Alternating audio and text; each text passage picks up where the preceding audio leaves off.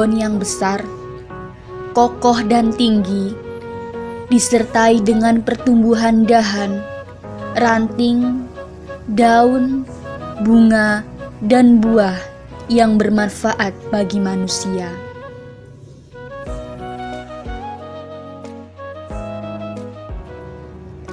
Demikian pula dengan sejarah. Kalau ia memiliki titik awal yang baik, maka ia akan melahirkan budaya serta cabang-cabangnya seperti ekonomi, politik, bahasa, serta ilmu pengetahuan yang pada gilirannya akan menumbuhkan karya seni dan teknologi yang bermanfaat bagi manusia.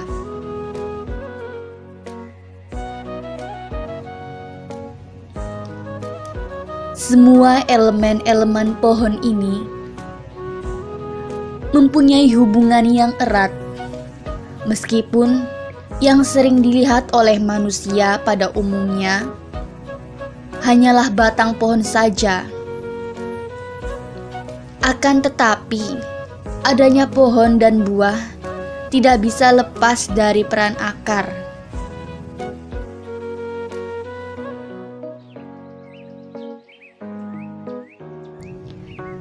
Inilah filosofi sejarah yang memiliki keterkaitan yang erat antara masa lalu, masa kini, dan masa yang akan datang.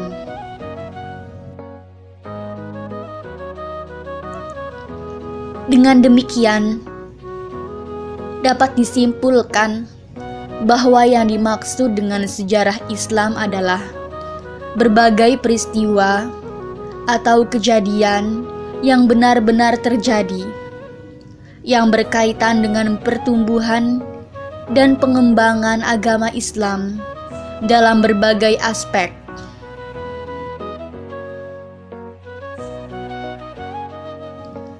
Dalam kaitan ini, maka muncul berbagai istilah yang sering digunakan untuk sejarah ini. Di antaranya, sejarah Islam, sejarah peradaban Islam, sejarah dan kebudayaan Islam.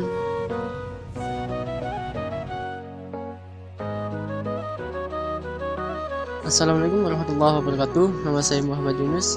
Perwakilan dari kelompok 7 akan menjelaskan tentang sumber sejarah Islam berdasarkan bahannya.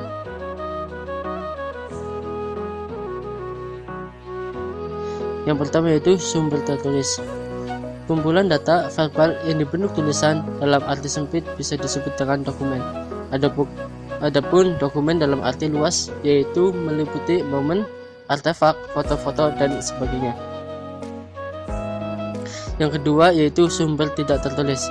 Termasuk dalam kategori sumber tidak tertulis itu adalah artefak dan sumber lisan. Artefak dapat berupa foto-foto, bangunan, atau alat-alat.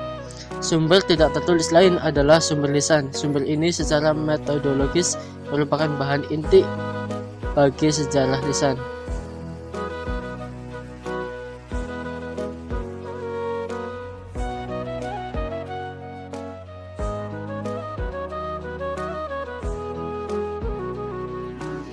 Periodisasi dan pembabakan sejarah peradaban Islam. Periodisasi merupakan pembabakan waktu. Berbicara tentang sejarah tidak bisa lepas dari membicarakan peristiwa yang berkaitan erat dengan waktu. Beberapa sejarawan juga telah membuat periodisasi sejarah Islam. Harun Nasution dalam bukunya Islam Ditinjau dari Berbagai Aspeknya membuat periodisasi sejarah Islam ke dalam 3 periode.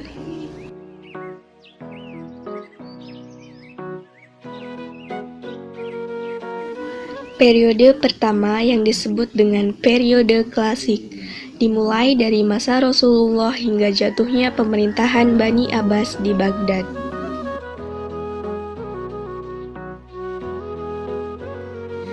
Periode ini ditandai dengan adanya upaya perintisan, pengembangan, dan kemajuan puncak yang pertama peradaban Islam, lalu diikuti oleh masa disintegrasi.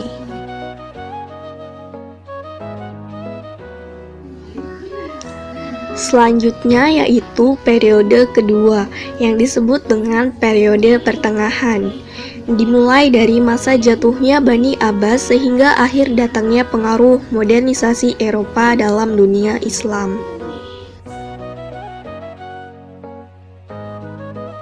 Nah, periode ini ditandai dengan masa-masa berlangsungnya kemunduran peradaban Islam pertama, yang sering disebut dengan masa stagnan, yakni sejak jatuhnya Bani Abbas di Baghdad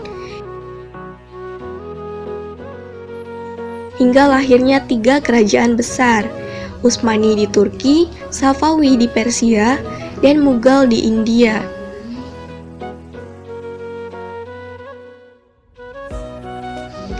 Dan yang terakhir adalah periode ketiga yang disebut dengan periode modern, dimulai sejak kurang lebih tahun 1800 Masehi hingga sekarang.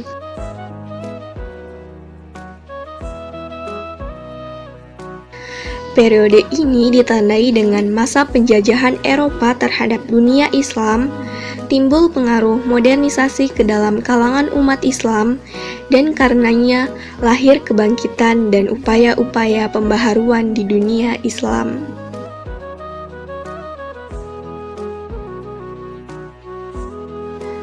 Secara ringkas bisa dijelaskan bahwa pada masa periode klasik, peradaban Islam mengalami kemajuan pesat, sementara pada masa periode pertengahan, peradaban Islam mengalami kemunduran.